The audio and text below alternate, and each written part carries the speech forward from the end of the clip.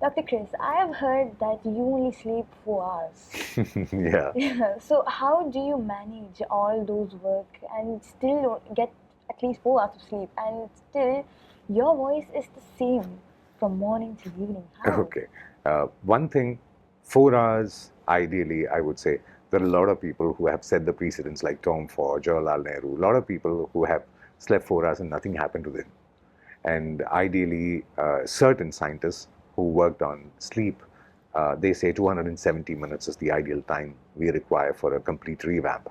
So I actually sleep more than 270 minutes. And 4 hours of sleep, yeah, I feel much energetic. And I don't let my throat go dry. I keep hydrating.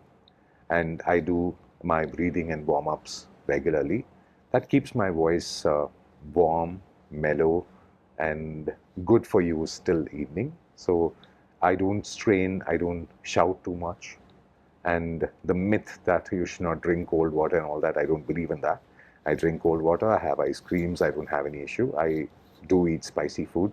But before recordings, I ideally don't drink too hot or too cold because my vocal cords can be different. So, certain factors like hydrating your vocal cords, keeping it moist, breathing properly, all these things will keep your voice okay. And ample rest actually means how much you feel that you want rest. So for me, 4 hours works fine, and for many it has worked fine. So I do feel that yeah, uh, there is nothing wrong in that. I have stage fright. Mhm. So, for an instance, I do know what to do when I have to speak to a very big crowd. Mhm. So, I may be fumbling, but how do I maintain my body language to make myself that I'm a good person? I know this, even though I have stage fright inside me. Yeah, fear. Let me come to the psychology part of it. We are all born with two fears, inherent fears, and that remains true, and that's why we are walking, that's why we are living, which is fear of loud sounds and fear of fall. So when we hear loud sounds, to protect ourselves, we escape the situation, and when we have the fear of fall, we walk upright. So these are the two fears which are original fears, and the rest of the fears we have created along the way. So those we don't need. We can just discard them because those are fears which we created for some reason or the other. So stage fright can be removed. That's not a problem at all. Now, first understanding that I have a fear, then asking yourself, what would happen if I go on stage? Nothing. There is nothing going to go wrong. So that will slowly give you that confidence that, yeah, even if something goes wrong, I can do good, I can make it up, right?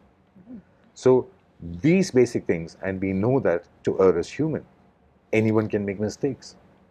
So these understandings, these basic ideas, once it goes inside your head, then you won't have that fear at all. Second thing, whenever we are afraid, you just check the kind of breathing you do. Your breath will be short. When you're angry, when you're sad, when you're actually having fear, your breath goes short.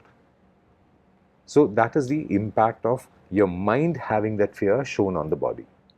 Now, what do we do to reverse it? Show it on the body that you're calm, which means breathe deep.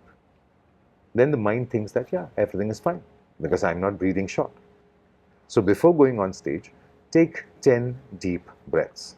You will be calm and you go on stage, you will not fumble, and slowly that fear fades off because it does not have relevance there. So that is how you remove that fear, and then you can face thousands, 10,000s, and more. Wow, very nice.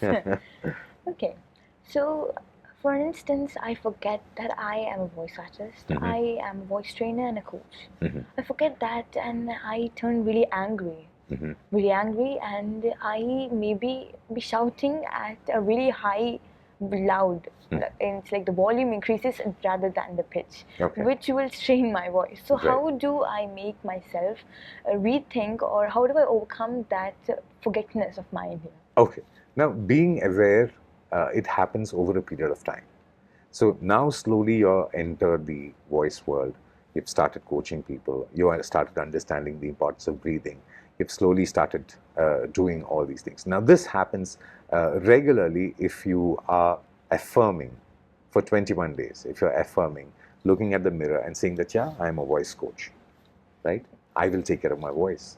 I am taking care of my voice. Such kind of affirmations for 21 days can really bring you to the awareness level. Second, now, when you are shouting and when you have that, say, aftermath of shouting, you have a pain, 2, 3 times you will start realizing that, yeah, I should not be doing that. So we learn by falling. We started walking after learning to fall, right? As a child, we fall many times and then we start walking. So similarly, slowly you will understand that, yeah, this is not good for me as a voice coach. This is not good for me as a voice trainer. This is not good for me as a voice artist. So that awareness, once it sets in, then naturally you will be taking care of your voice. But would I say that it is wrong to get angry? No, you're a human. I respect that. I do get angry. I also do shout, right? So it doesn't matter uh, when you get angry, but slowly you have to realize that, yeah, this can damage what you're doing. That awareness can help you. Thank you, Dr. Kriss. You're welcome.